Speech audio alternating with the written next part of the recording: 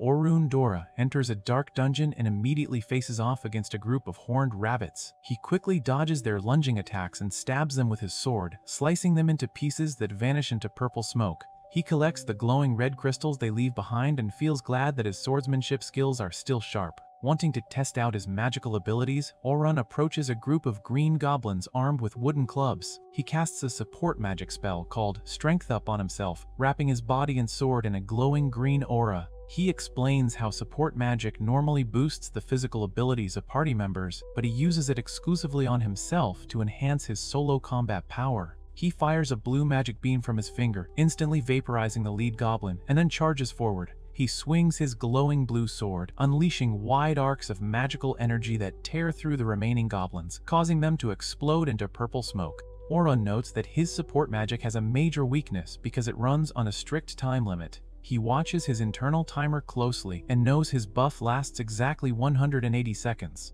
As a new group of muscular goblins rushes him, he effortlessly slices through them, severing their limbs and dodging their crude weapons. He perfectly times his next move, waiting until his buff timer hits 0 before instantly recasting Strength Up right in the middle of his sword swing. He acknowledges that normal enchanters never cast spells while fighting in close combat, but he has trained himself to do exactly that.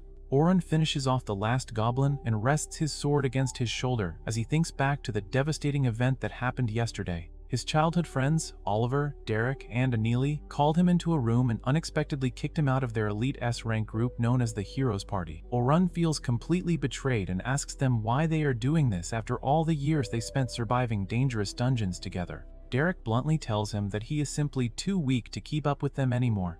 Derek explains that during a recent joint raid with another top guild, they saw how incredibly powerful true support enchanters can be, which made them realize how pathetic Orun's buffs actually are. Orun tries to defend himself, reminding them that he is naturally a swordsman and only forced himself to learn support magic because the party desperately needed an enchanter. He argues that he even invented his own original magic style to compensate for his lack of natural talent, which is the only reason they survived the deepest dungeon floors. Oliver ignores his defense and reveals they already hired a better replacement enchanter. Aneely completely disrespects Orun, claiming that his magic and sword skills are both stuck at a mediocre A-rank level. She angrily calls him a useless jack-of-all-trades who just bosses them around without actually excelling at anything. Realizing his friends have completely thrown him away, Orun accepts his expulsion and walks out. Back in the present dungeon, Orun embraces the insult. He vows to perfect his unique combat style that blends sword fighting and magic so he can become an adventurer who can handle absolutely anything on his own.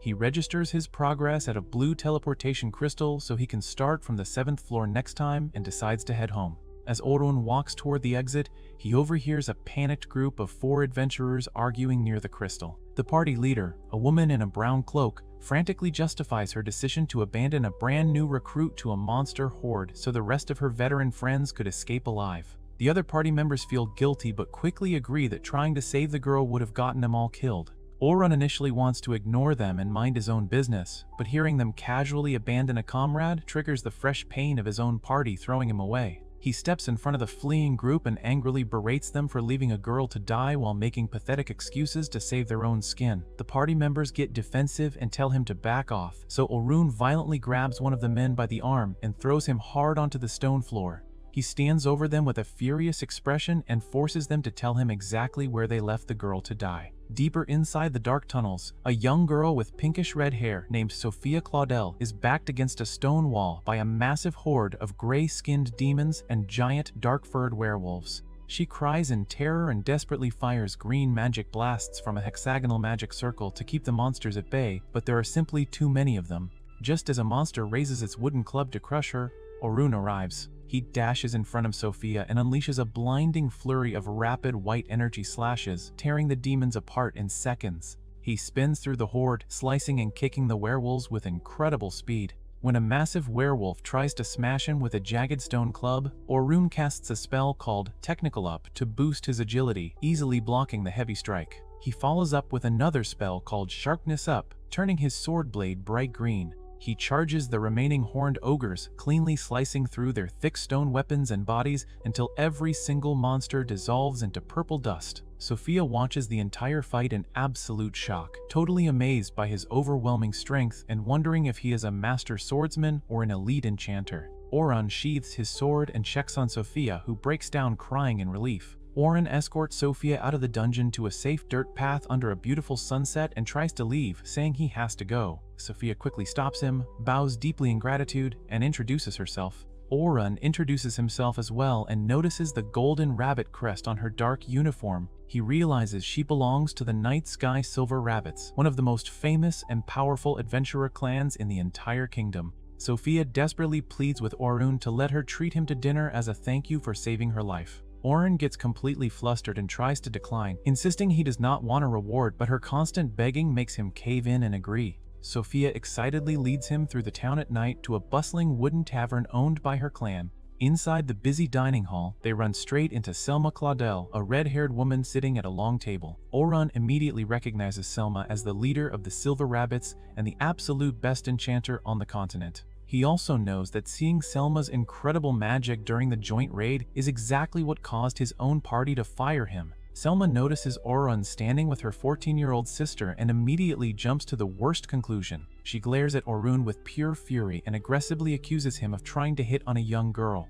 Orun waves his hands in a massive panic, frantically swearing that his intentions are completely pure and they were just gonna eat dinner. Sophia quickly intervenes and scolds her older sister for being rude to the man who just saved her life. Selma is totally confused and asks what happened, so Sophia nervously admits she secretly went into the dungeon by herself and almost died. Selma immediately drops her anger and sighs in frustration, scolding Sophia for exploring without permission when they have a massive clan expedition coming up. She then sincerely apologizes to Orun for her rude behavior and thanks him for protecting her little sister. Selma invites Orun to sit down at their table for food and tea. She formally greets Orun, noting that they haven't spoken since they worked together during the big joint raid last month. Sophia is completely shocked to learn that her sister already knows Orun. Selma explains that Orun was the tactical commander during the raid, and she served as his assistant enchanter, praising his incredible leadership and skills. She then casually tells Sophia that Orun is a famous member of the elite heroes party, causing Sophia to freak out in pure admiration. Orun awkwardly interrupts them and admits that he is no longer a hero because his party fired him yesterday. Both sisters are stunned that a top-tier party would let someone of his caliber go, but Selma immediately sees a massive opportunity. She leans forward and offers Orun a highly paid job to accompany her clan on a teaching expedition starting the very next morning. She explains that a group of high-ranking veterans will lead a bunch of brand new recruits down to the 50th floor of the dangerous Southern Grade dungeon in just 3 days. Orun instantly calls the schedule absolute madness, pointing out that it usually takes rookies several months to safely reach those lower floors. He quickly pieces the situation together and figures out that the clan's wealthy sponsors are forcing them to rush the training. By bringing a veteran like Orun along, the clan can have him easily slaughter the massive floor bosses, allowing the weak rookies to bypass the danger and register at the deeper checkpoints to artificially boost the clan's overall power. Selma is highly impressed by Orun's sharp deduction and confirms that his theory is exactly right, which is why she desperately needs his tactical expertise. Orun hesitates and looks down at the table, feeling deeply conflicted. He hates the idea of going back to working as an enchanter right after getting fired for not being good enough at it. He tells Selma he wants to decline because he plans to operate solo for a while. Hearing this, Sophia grabs his hands across the table and desperately begs him to come with them, staring at him with a pleading blush. Her intense begging breaks his resolve, and he agrees to think about it. However, he sets one extremely strict condition. He tells Selma that he has officially converted back to being a swordsman, so if he joins their expedition, he will absolutely not act as an enchanter. Sophia is totally confused by his sudden class change, but Selma agrees to his terms without missing a beat. Selma secretly thinks to herself that Orun's role does not matter, because if things get too dangerous down in the dungeon, he will naturally be forced to use his support magic to save everyone anyway. Orun accepts the deal and promises to meet them at the clan headquarters in the morning. Later that night, Orun visits a local wood-paneled shop filled with colorful potions and weapons. The shop is run by an elderly man with a long white beard and a green vest. The old man is just about to close up for the night, but happily welcomes Orun inside and pours him a cup of coffee. The two of them sit at a round wooden table, and the old man sincerely thanks Orun for constantly promoting his small shop back when Orun was a top adventurer in the hero's party. The old man credits Orun for bringing in tons of customers and saving his business. Orun looks down with a sad expression and admits that he was just fired from the hero's party, meaning he no longer has any fame or influence to advertise the shop. He assumes nobody will ever listen to a thing he says again. The old man smiles warmly and completely dismisses Orun's worries. He tells Orun that his fancy title never mattered in the first place, because the old man knows exactly how hard Orun works and how much he cares about people. The old man assures him that the world will always need someone with his incredible skills, and he guarantees that Orun will keep hearing the words, "Thank you," for the rest of his life. He urges Orun to cherish those words whenever he hears them because they prove his true worth. The old man promises to always stay on Orun's side, no matter what path he chooses to take next. He encourages Orun to simply live for himself and help others on his own terms.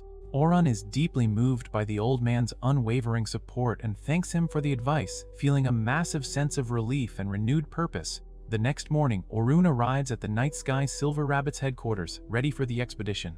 Selma greets him at the entrance and immediately notices that he looks much livelier and happier than he did the night before. Orun smiles and admits that he actually feels a massive sense of relief to finally be free from the toxic environment of the hero's party. With his doubts completely cleared, Orun steps forward to join the clan's mission, fully determined to prove his worth as the ultimate jack of all trades. The next day, Orun visits the headquarters of the Night Sky Silver Rabbits to meet with their leader, Vince Briers. Vince already knows all about Orun's solid reputation and is fully aware of his recent departure from the hero's party. He tells Orun to relax so they can get straight to business regarding the upcoming teaching expedition. Selma steps in to explain the brutal schedule they have planned for the rookies. She outlines their insane goal to clear from the first floor all the way down to the 51st floor in just 3 days, hitting the 21st floor on the very first day. Vince then shares his thoughts on Orun's former party, noting that losing a guy like him is a massive blow to their overall strength. He praises Orun's incredible capabilities as an enchanter, pointing out that while Orun's buffs might not be the absolute strongest, his casting speed is at least 4 times faster than a normal mage. Vince also highlights Orun's use of original spells, his sharp tactical analysis, and his perfect timing when providing support during chaotic battles. He believes that without Orun holding the team together, the hero's party will get significantly weaker, giving the Silver Rabbits a perfect chance to reclaim the top clan rank. Orun stays humble and claims that the really strong guys usually prefer to stay out of a spotlight anyway. They then discuss the expedition's structure, which consists of 10 rookie parties and 5 elite escorts, including Orun and Selma. The rookies are expected to handle the normal monster encounters on a rotation, while the escorts step in to deal with any unexpected emergencies. Orun quickly grasps the setup, but questions why they are only bringing 5 escorts for such a risky and rushed schedule. He points out that normally, a clan would bring multiple A-rank parties to make sure the rookies do not get themselves killed. Selma brushes off his concern, claiming that a little extra stress will push the rookies to level up faster, but Orun easily sees through her obvious excuse. He realizes that pulling off this specific mission is critically important to the clan's wealthy sponsors, even though they refuse to share the actual details with an outsider like him. Despite the sketchy vibes, Orun agrees to help them out. Vince thanks him and offers a massive payment of 2 gold pieces up front and 10 more once the job is done. Orun is pretty surprised by the huge payout, noting that it is easily enough to cover a full year of living expenses, but Vince insists that they simply value his skills that highly. With the deal locked in, Orun gets ready for the mission. The following morning, a massive crowd of students and escorts gathers at the base of a towering rock formation that marks the dungeon entrance. Orun arrives at the meetup spot and sees Sophia wearing her brand new rookie uniform. He compliments her outfit, which makes her blush heavily and nervously thank him. Selma immediately notices them talking and aggressively teases Orun, asking if he has a girlfriend and accusing him of knowing exactly how to flirt with young girls. Orun gets super flustered and denies it, explaining that since he used to live in a mansion with several female members of the hero's party, he is just naturally used to talking to women. Selma then asks where he is living now, and Orun mentions he is just crashing at a local inn until he can find a real place. Selma uses this info to tease Sophia again, loudly asking if her little sister plans on paying Orun a private visit at his inn later. Sophia completely loses it, yelling at her sister and calling her a jerk while Orun awkwardly stands there trying to stay out of it. Changing the subject, Selma asks why Orun is standing so far away from the rest of the group. He explains that since he is an outsider, he does not want to make the rookies nervous before their big dive. Selma decides to use his presence to their advantage and asks him to help loosen up the tense students.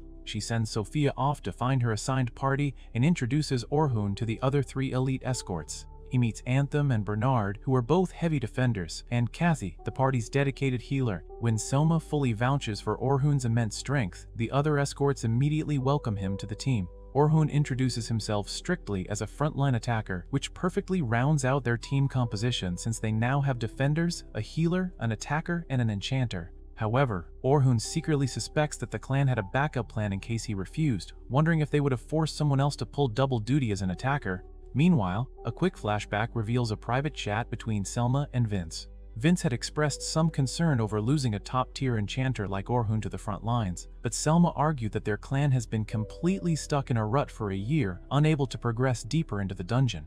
She recruited Orun specifically because he volunteered to be a swordsman, and she desperately wants to see if his frontline combat skills can help them finally break through their massive plateau. Back in the present, Selma rallies the escorts and leads them over to the massive crowd of nervous rookies. She steps up to address the students, asking if they are scared to dive straight into the middle floors of the Great Dungeon so early in their careers. To hype them up, she dramatically introduces Orun as their ultimate secret weapon. She tells the crowd that he has successfully reached the 94th floor, a depth that even the elite silver rabbits have never seen. She then drops the massive bombshell that Orun is an actual former member of the legendary Heroes Party. The rookies instantly erupt into wild cheers and whispers of pure amazement, totally starstruck by the idea of having a real hero guarding them.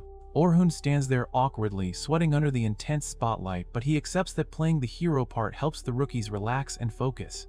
With the students fully energized, Selma officially orders the descent to begin. While the rookies get ready to head inside, Orun complains to Selma that she exaggerated his status way too much. He only wanted the title of hero to help promote the old man's item shop back in town, and he worries that all this massive attention will eventually cause problems for him. Selma ignores his complaints and assigns him to specifically escort Group 10, which consists of the clan's most promising but highly problematic star rookies. She trusts Orun to teach them proper teamwork so they can survive the deeper floors. Orun walks over to his new squad and introduces himself as their leader for the next 3 days. He immediately notices that Group 10 only has 3 members instead of the standard 4, pointing out that running a smaller party is incredibly dangerous for inexperienced kids. One of the students arrogantly interrupts, claiming that they are a 3-man squad simply because nobody else in the entire clan is good enough to keep up with them. Orun instantly recognizes the kid as a massive problem child. The boy confidently introduces himself as Logan Hayward, an enchanter who fully believes he will someday surpass Selma and become the best. Orun sighs at the kid's massive ego and asks the next member to step up. A highly energetic pink-haired girl named Caroline introduces herself as a defender. Orun quickly points out that she is barely wearing any armor for someone who is supposed to take heavy hits and asks if she plans to gear up once they get inside. Caroline proudly declares that she is a dodge-type defender who refuses to wear heavy armor or use shields.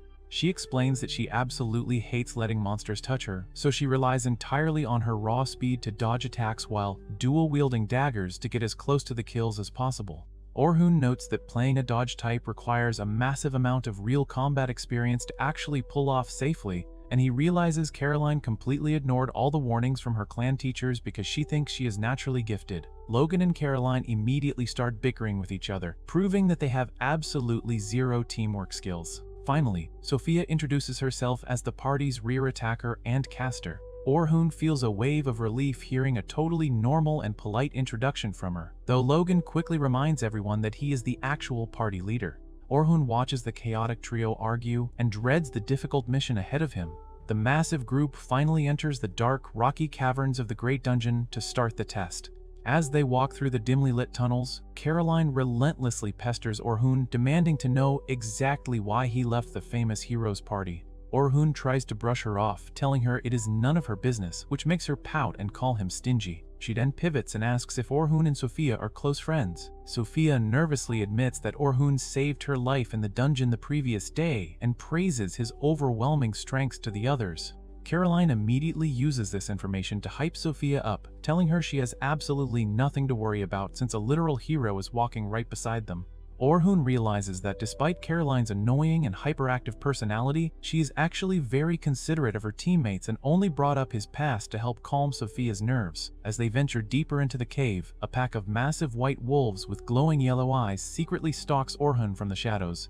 However, before the beasts can even jump him, they get instantly impaled and destroyed by sharp crystal pillars shooting out of the ground. Orun watches the wolves dissolve into purple smoke and confirms that the trap magic he set up earlier is working perfectly. He uses these hidden magical traps to silently wipe out monsters attacking from the rear, making sure the group does not waste precious time on useless fights. As they reach the 20th floor, Orun carefully analyzes Group 10's combat performance. He admits that Logan truly is a magical genius and has the raw skill to function in an A-rank party right now, but he heavily loses points for being terrible at giving orders, which is a crucial job for a support enchanter. Caroline proves to be incredibly fast, but her reckless habit of charging straight at terrifying monsters completely scares Orun. He also notes that her dual daggers lack the massive destructive power needed to actually carry the team. Meanwhile, Sophia fights a bit too passively, but Orun knows she will get much better once she fully opens up to her loud teammates. The group eventually reaches the floor boss, a massive green-skinned ogre wearing a skull necklace. Caroline fearlessly lunges at the beast with her daggers while the rest of the party provides heavy magical support. They manage to easily defeat the monster in record time, watching it collapse backward into a thick cloud of dust. The rookies celebrate their super-fast victory, and Selma congratulates everyone on a job well done. She orders the students to register their progress at the floor's glowing blue crystal, officially ending the first day of the expedition. The group leaves the dungeon and walks back toward the town under a beautiful sunset. Selma asks Orun for his assessment, and he admits that Group 10 has massive potential but completely lacks basic teamwork. He expresses deep concern over Caroline's reckless fighting style, though Selma insists that Caroline has actually improved a lot lately. The next morning, Orun wakes up in his rustic inn room and casually opens the daily newspaper. His eyes widen in absolute shock when he sees a massive front-page article featuring a picture of his old party leader, Oliver. The article publicly announces Orun's official expulsion from the elite group and introduces their brand new replacement enchanter to the world. Orun feels totally betrayed, realizing that his former friends did not even have the decency to wait until his current expedition was over before throwing his name in the mud. He knows that everyone in town, including the rookies he is currently escorting, will eventually read the paper and completely change their high opinion of him. Despite the heavy emotional blow, Orun accepts that there is no point in dwelling on the past. He puts on his dark jacket over his hoodie, leaves the newspaper on his table, and heads out into the bustling streets to meet up with the clan. As he walks through a large stone archway into the sunlit town square, he suddenly hears a familiar voice call his name. He turns around and is completely stunned to see Luna, the blue-haired girl from the heroes party. Orun remembers that during his time with the group, even as the other members grew increasingly toxic toward him, Luna always treated him with pure kindness. He knows she was away on family business when Oliver officially kicked them out, and he secretly wishes she had been there to stop it. Luna approaches him with a desperate look and begs him to come back to the party, claiming that they desperately need his strength to survive. Orun correctly guesses her intentions but coldly asks if the rest of the party actually wants him back, especially after publishing that humiliating article in the morning paper. Luna looks confused and admits she hasn't seen the news, revealing that she is asking him to return entirely on her own. She promises to persuade the others if he just agrees to come back with her.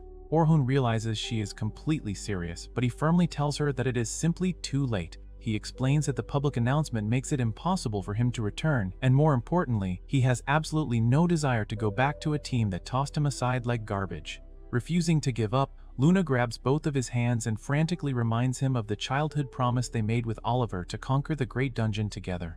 Orun stares at her with a mix of shock and sadness before bluntly reminding her that Oliver is the exact person who broke that promise by kicking him out in the first place. He just pulls his hands away, apologizes to Luna, and walks out of the dark archway into the bright town. As he walks down the dusty path past the local townsfolk, he reflects on his shattered childhood memories. He genuinely wanted the three of them to stay best friends forever, but he finally accepts that those days are completely dead and gone. He realizes he no longer belongs with them and fully commits to moving forward on his own path, knowing there is absolutely no going back. Orun walks toward the meetup spot and worries about the morning newspaper article that completely exposed his banishment from the heroes party for being too weak. He wonders how many people will still trust him after reading those harsh lies. When he arrives at the gathering in the rocky valley, he hears the students already gossiping about the news. Selma approaches him and immediately apologizes for hyping him up so much the day before, feeling terrible for creating this awkward situation. Orun reassures her that it is fine and admits he should have been more honest from the start. Logan, Caroline, and Sophia step up and directly ask him if the rumors about his weakness are true.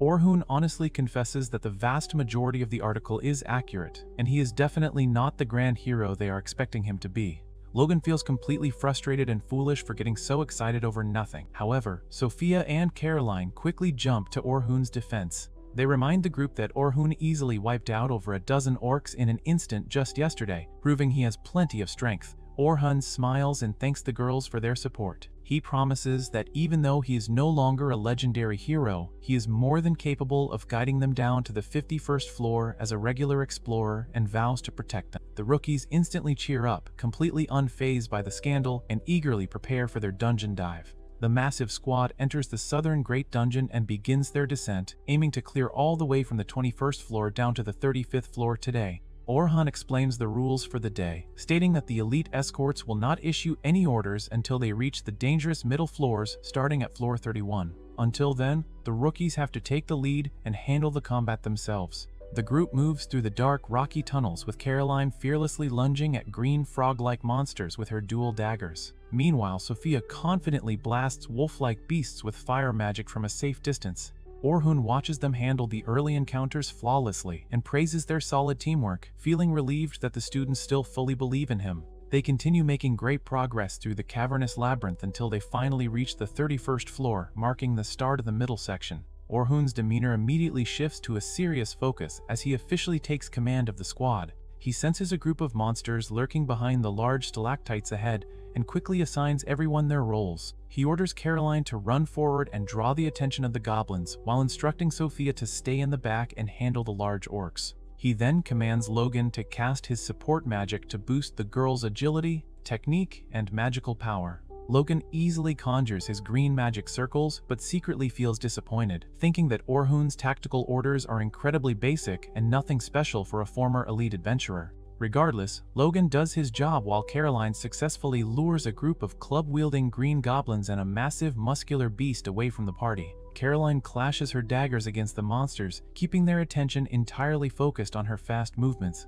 Back at the rear line, Sophia prepares to attack but completely freezes up in sheer terror when a massive gray-skinned orc with sharp horns spots her and charges directly at her. The traumatic memory of her previous encounter with an orc completely paralyzes her. Logan notices her panicking and realizes Orun is just standing there calmly without rushing in to save her with his sword. Assuming Orun is useless, Logan prepares to step in and rescue her himself. However, Orun casually raises a single gloved hand and casts an advanced debuff spell called Agility Down right onto the charging orc. The massive beast instantly slows down, completely losing its deadly momentum. Orun steps next to Sophia and gently reassures her that she is no longer alone, reminding her that she has her teammates right beside her to back her up. Encouraged by his supportive words, Sophia snaps out of her fear and grips her staff with pure determination. She channels her energy and casts an advanced fire spell called Fire Javelin. A massive, swirling vortex of bright orange flames erupts from her staff and completely engulfs the giant orc, incinerating the beast in a spectacular explosion that illuminates the entire dark cavern. Orun is genuinely shocked by the sheer destructive power of the attack, admitting he had absolutely no idea she could use such advanced magic. Caroline runs back over and excitedly cheers for Sophia, celebrating their flawless victory as Orun praises them for a perfectly executed battle. The squad continues their descent deeper into the dark caverns until they finally arrive at the 35th floor. Suddenly, a giant purple spider known as a death tarantula drops down in front of them and screeches loudly. Logan immediately panics, screaming that their rookie squad is nowhere near strong enough to fight a massive monster of that level. He frantically asks Orun what they should do next, fully expecting a massive change in their combat tactics. However, Orun calmly issues the exact same orders as before, telling Logan to buff Caroline's agility and durability while boosting Sophia's magic. Logan is completely baffled by the repetitive strategy but follows the command anyway. Orun strictly warns Caroline not to fight the spider head-on since it is highly venomous, instructing her to jump over it, slash at its back, and keep its attention entirely focused on her. Caroline enthusiastically agrees and charges at the massive beast. She expertly dodges its sharp, clawed legs and leaps onto its back, plunging her daggers deep into the creature's abdomen and causing purple fluid to spray everywhere. She flips back onto the cavern floor and taunts the spider, perfectly holding its aggro. Meanwhile, Orun commands Sophia to pin the monster down, and she unleashes a barrage of sharp green wind blades that slice into the spider's legs. The coordinated assault heavily damages the beast, but the death tarantula suddenly retaliates by shooting a massive stream of thick white webs straight at Caroline. The sticky threads tightly wrap around her, completely cocooning her and leaving her helplessly trapped on the ground. Logan gasps in horror, wondering if Orun's basic orders directly caused this absolute disaster. Instead of panicking, Orun casually orders Caroline to use her newly buffed strength to cut herself free. Logan suddenly realizes that Orun specifically had him cast Strength Up and Sharpness Up just moments before the spider fired its trap. With her enhanced power, Caroline easily slices through the thick cocoon with her glowing daggers and breaks free with a triumphant shout. With Caroline out of the danger zone, Orun orders Sophia to unleash her strongest attack. Sophia summons a massive golden magic circle high above the cavern ceiling, casting a spell called Rock Arrow. The spell dislodges a gigantic, pointed stalactite that plummets straight down and perfectly crushes the giant spider into dust. The girls celebrate their incredible victory, jumping for joy while Orun humbly praises Logan, giving him full credit for making the entire strategy work with his flawless support magic. Logan is left completely stunned, realizing he severely misjudged Orun's true capabilities. Later that afternoon, Selma formally dismisses the students outside the dungeon entrance under the bright sun, reminding them to rest up for their final day of the expedition. As the crowd disperses, Anthem and Bernard, the other elite escorts, approach Orun and invite him out for a big dinner to celebrate their smooth progress. Orun happily accepts their invitation and joins them on a wagon ride back to town. Meanwhile, Logan pulls Caroline and Sophia aside into a quiet room to interrogate them about Orun's real fighting style. He asks them to describe exactly how Orun fought when he saved them the previous day. Sophia mentions his incredibly powerful wind magic, while Caroline enthusiastically explains that Orun cast a Sharpness Up support spell directly onto his own sword to effortlessly slice through the orcs. Logan is completely dumbfounded by this revelation because Sharpness Up is strictly a weapon buff, not a standard combat skill for a fighter. He points out the massive contradiction, noting that Orun claims to be a converted frontline attacker, yet he played the role of a completely flawless enchanter during their entire dungeon dive today. Logan pieces all the clues together and admits he originally felt deeply betrayed by the newspaper article, but watching Orun command the battlefield completely changed his mind. He realizes that Orun effortlessly used a highly difficult debuff spell on the orc, an advanced magical technique that even elite clan leaders like Selma struggled to pull off safely. Furthermore, Orun perfectly understood the ideal combat formation against the death tarantula, assigning Caroline to defend and distract while Sophia attacked from afar and Logan supported them both. Most impressively, Orun perfectly timed the duration of Logan's buffs and flawlessly predicted the spider's web attack, issuing the exact right survival orders before the trap even triggered. Logan fully accepts that Orun is an absolute tactical genius who operates on a completely different level than anyone else in the clan.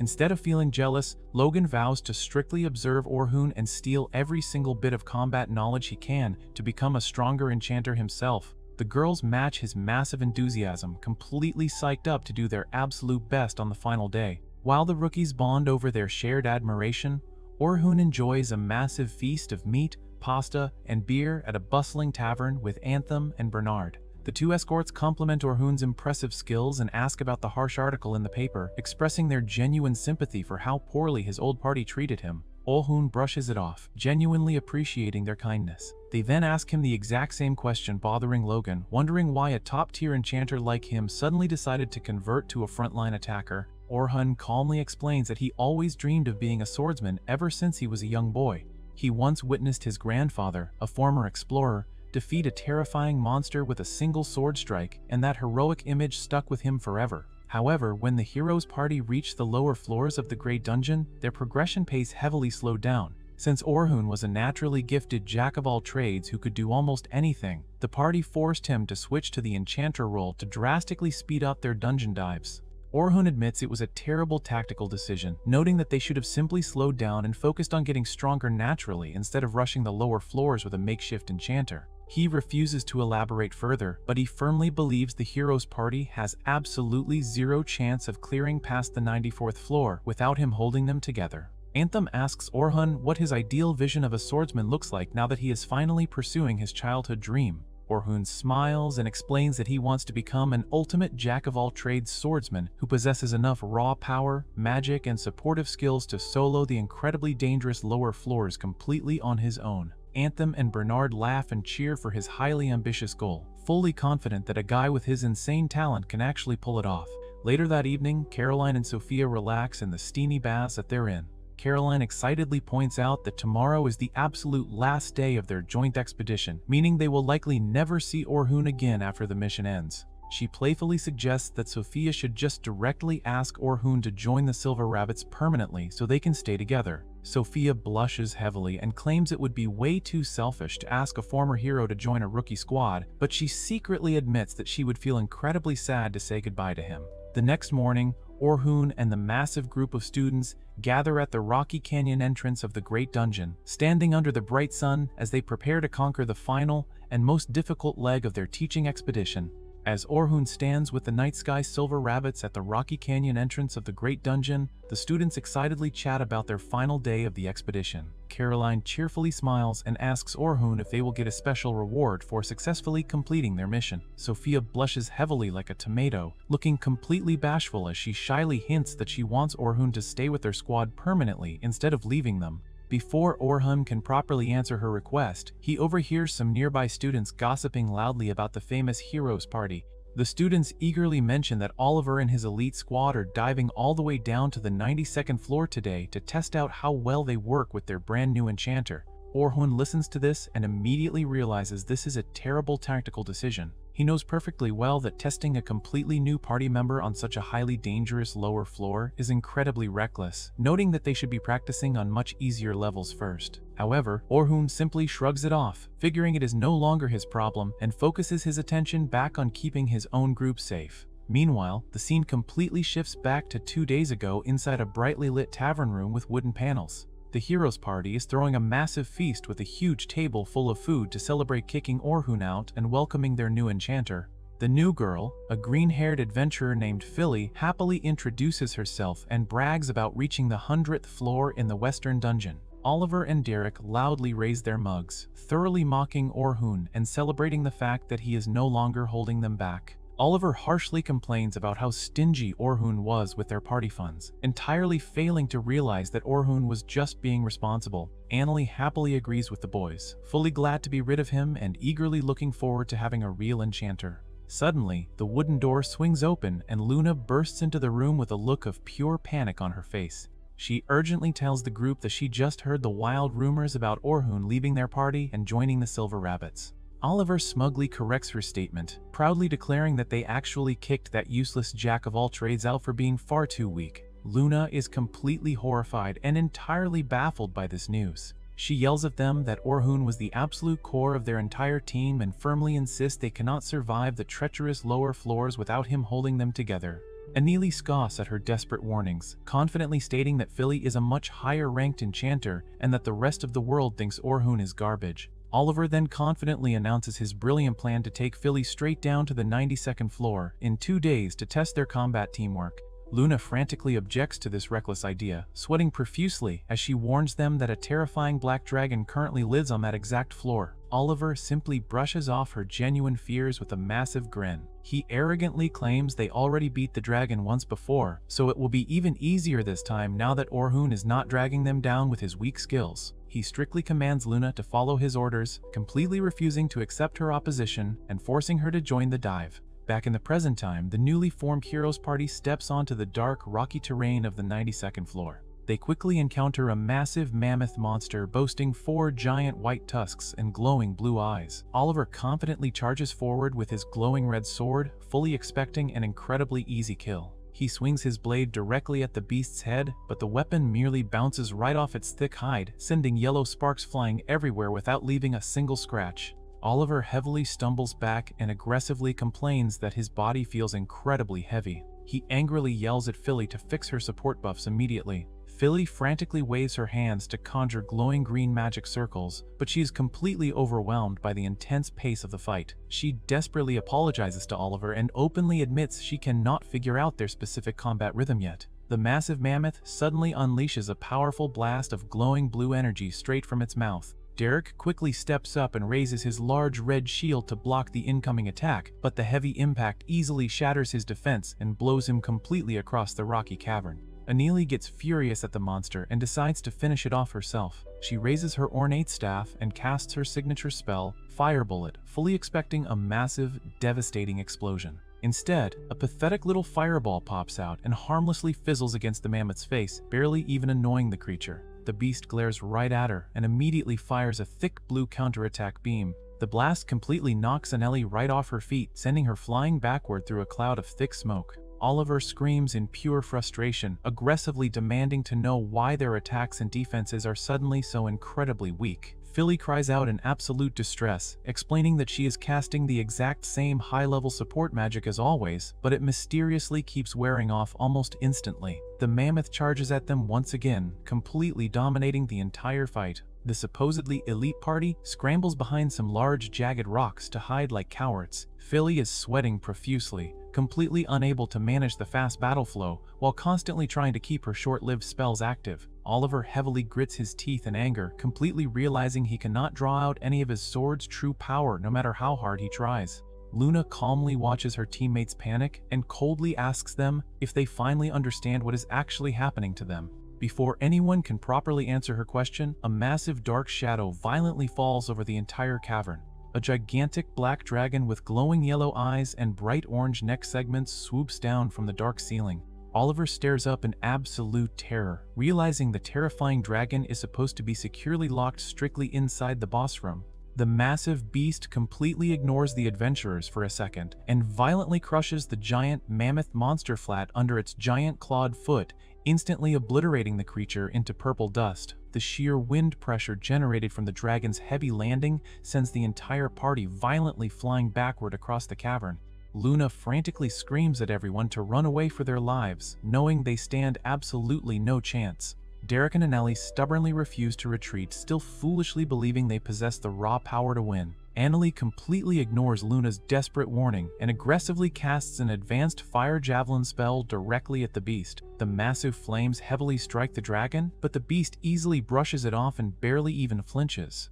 The dragon immediately opens its massive jaws and unleashes a gigantic, swirling ring of fire that instantly engulfs Anili, violently blasting her across the cracked rocky floor and leaving her completely incapacitated. Oliver clearly sees his teammate fall and completely loses his mind in a fit of rage. He intensely charges his sword with a bright yellow aura, aggressively preparing his absolute ultimate attack called Divine Flash. Luna desperately yells at him to stop his foolish charge, explicitly warning him that he has not gathered nearly enough magical energy to make the attack work properly. Oliver completely ignores her sensible advice and leaps right at the giant beast with a loud battle cry.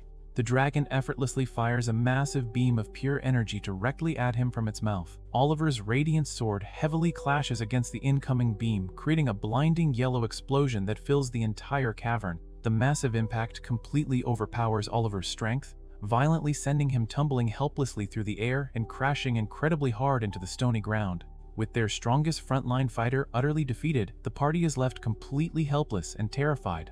The massive mechanical dragon begins rapidly charging up its ultimate breath attack to incinerate them all. Luna realizes they are seconds away from burning to death and quickly pulls out a rare magical item known as a fickle gate. She rapidly explains that this special item forces an emergency teleport directly to a random boss area somewhere else in the dungeon. It is an incredibly dangerous gamble, but it is their absolute only chance to survive the dragon's wrath. She violently smashes the glowing multicolored vial onto the stone floor, instantly creating a massive, swirling purple portal. The conscious party members quickly grab their badly injured teammates and frantically dive straight into the magic gate. Just as they jump through the portal, the magical gate suddenly expands in size. The black dragon clearly notices the open escape route and swiftly flies right into the purple portal directly behind them. The hero's party aggressively crashes onto the hard ground of a completely different dungeon floor filled with glowing red lava. They quickly look around the new area and realize the massive black dragon is nowhere in sight.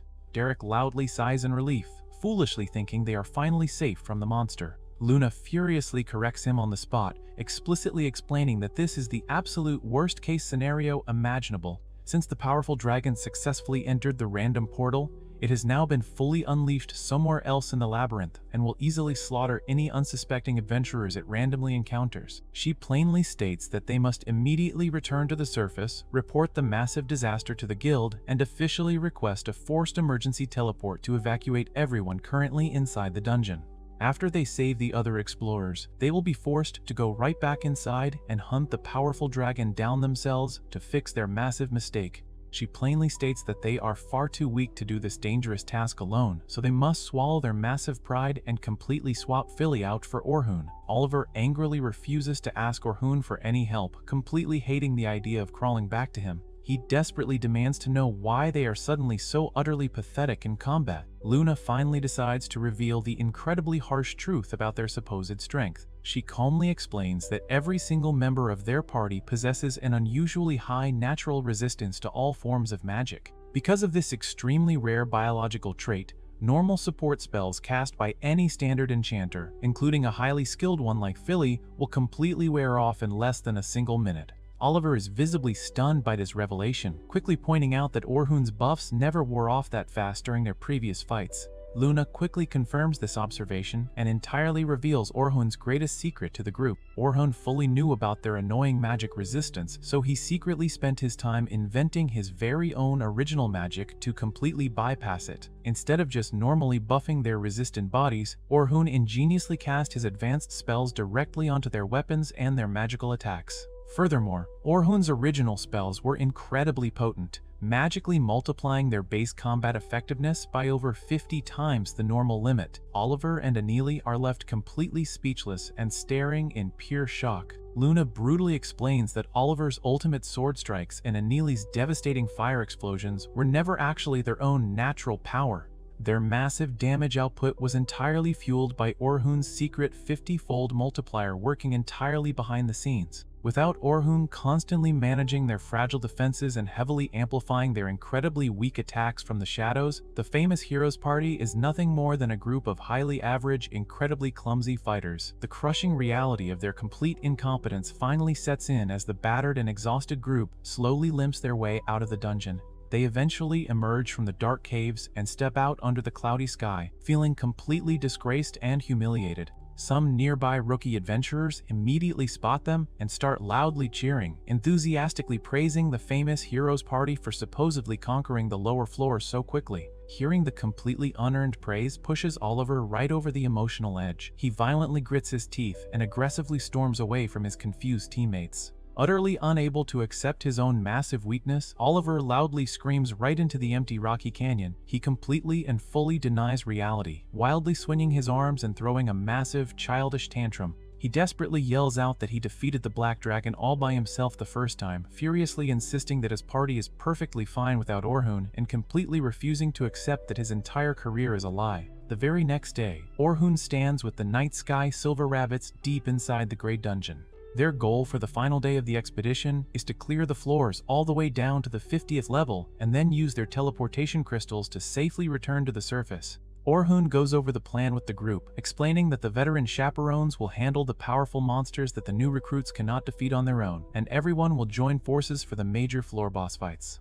The recruits eagerly agree and promise to do their best, but despite their enthusiasm, Orun cannot shake a terrible, ominous feeling radiating from the dungeon's depths. He feels like something disastrous is about to happen today. Caroline excitedly asks Orun what kind of monsters they will get to slaughter, eager to rush into battle. Orun quickly scolds her, reminding her that she is a defender and needs to stop blindly charging at enemies, emphasizing the importance of teamwork. Caroline complains that relying on others just means they have to work extra hard, and she insists she wants to fight on the front lines. The other recruits chime in, noting that the legendary Albert Sensible always preached about the importance of teamwork. They explain that Albert was the undisputed ace of the Silver Rabbits who tragically died last year while fighting the terrifying Black Dragon on the 92nd floor. They reveal that he sacrificed his own life to protect a fellow comrade, specifically his party's defender who was supposed to be protecting him. Hearing this tragic story, Caroline solemnly concludes that the only way to keep everyone smiling is to fight completely alone on the front lines so her friends stay out of danger.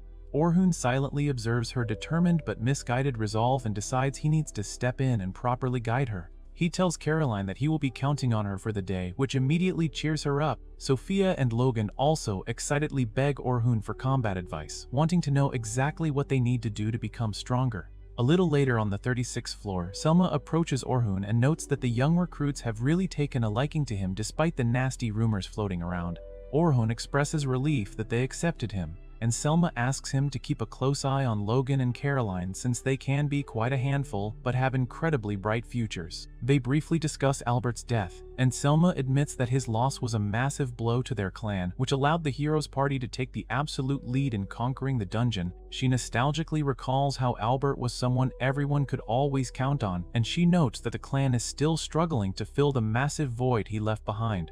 Orun offers a gentle smile and hopes they find a worthy replacement soon, but Selma playfully calls him out for playing dumb. She bluntly states that their clan leader does not actually want Orun as an enchanter since she is already the best enchanter on the entire continent. However, since Orun insisted on joining as a swordsman, she plans to closely evaluate his combat skills during the upcoming boss battles to see if he is truly worth keeping around.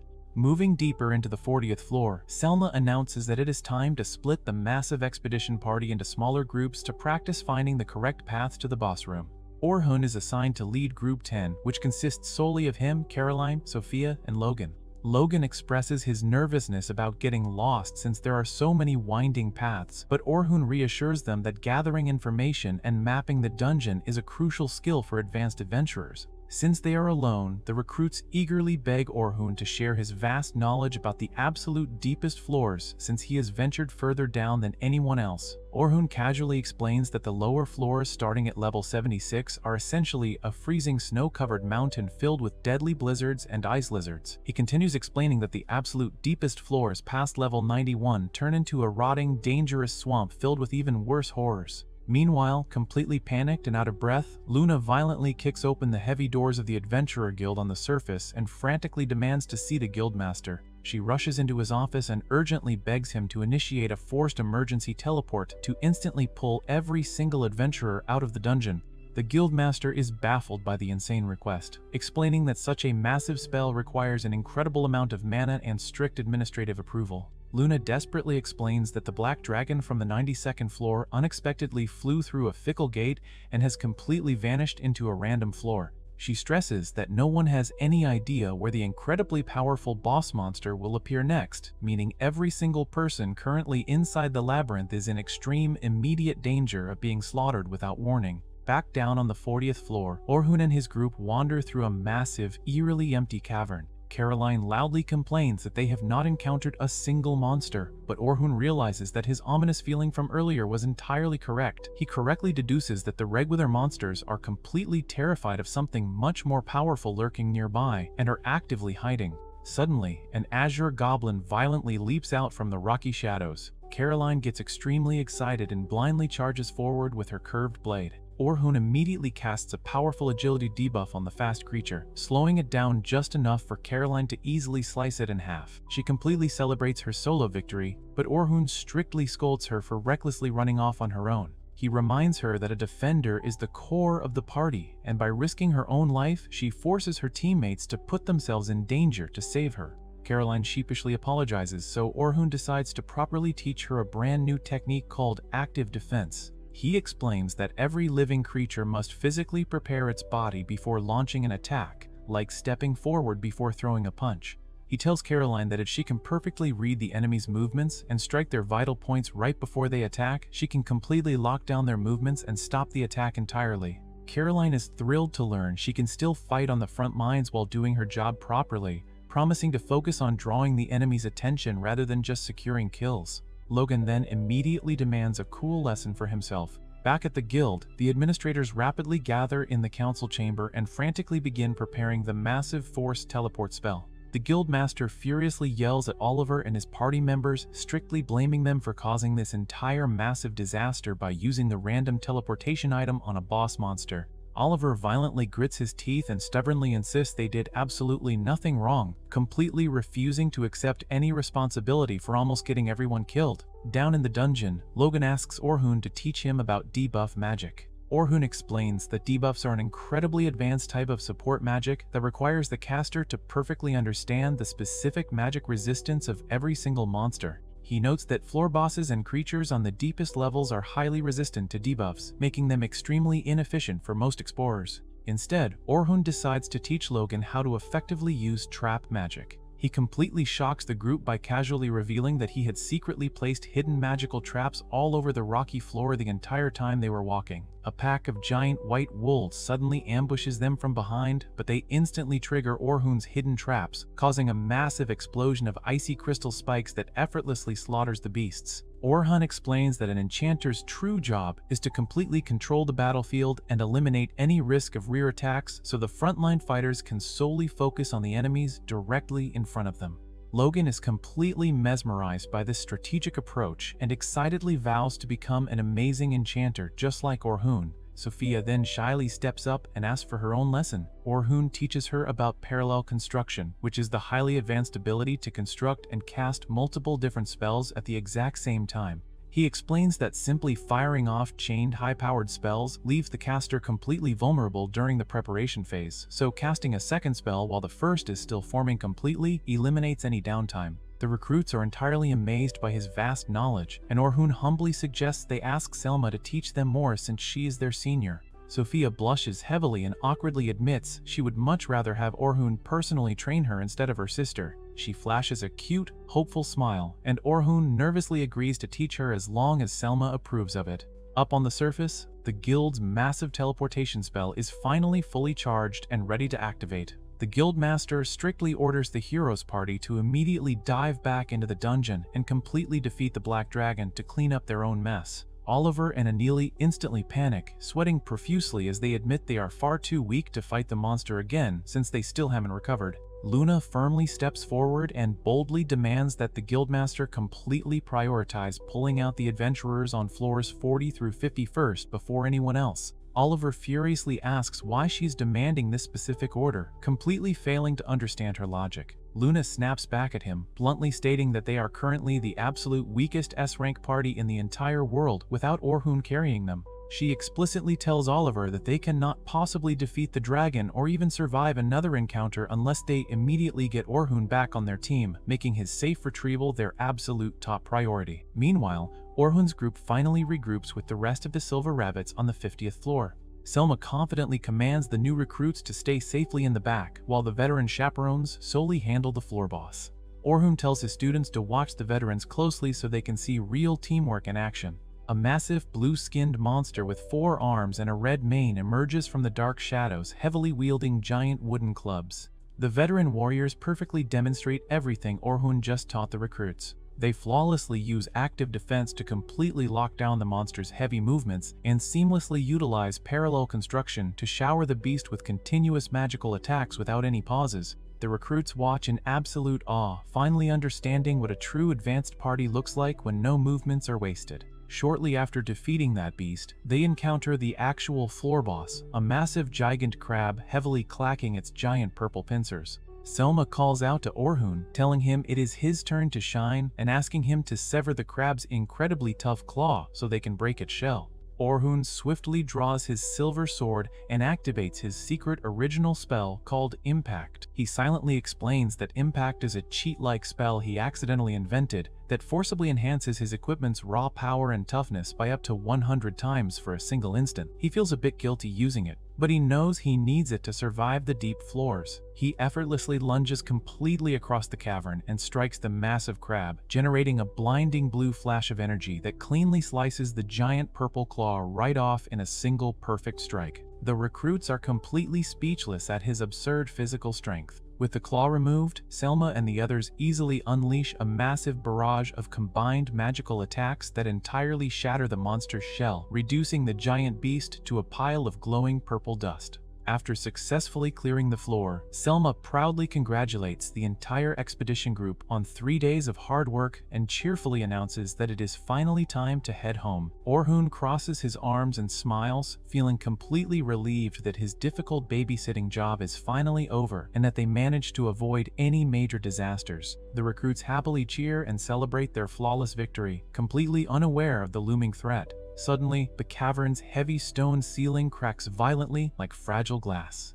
A massive burst of shimmering purple light floods the dark room as the gigantic black dragon violently smashes right through the solid rock, dropping directly into the middle of their group. Caroline and Sophia scream in absolute terror as the legendary beast from the 92nd floor lets out a deafening, earth-shaking roar. Orun stares up at the massive, terrifying monster with wide eyes, completely shocked and horrified as he realizes his terrible premonition has just come true. Orun realizes the boss of the 50th floor is already dead, meaning if they can just slip past this new threat and reach the teleportation crystal, everyone can safely escape. He urgently yells at the terrified recruits to run for their lives. However, he quickly realizes a fatal flaw in this plan.